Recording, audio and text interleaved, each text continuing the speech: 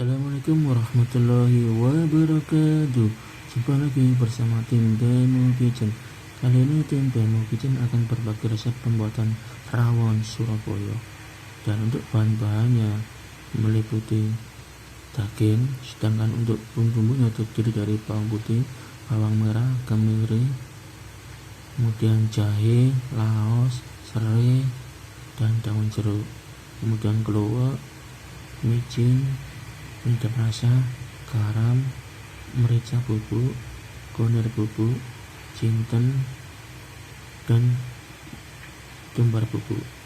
Kemudian sebagai pelengkap kita tambahkan toge kecil, bawang pria atau daun bawang, bawang putih, bawang merah yang sudah diiris tipis-tipis. Kemudian untuk sambalnya meliputi bawang putih dan cabai rawit. Untuk keterangan lebih lengkap ada di kolom deskripsi.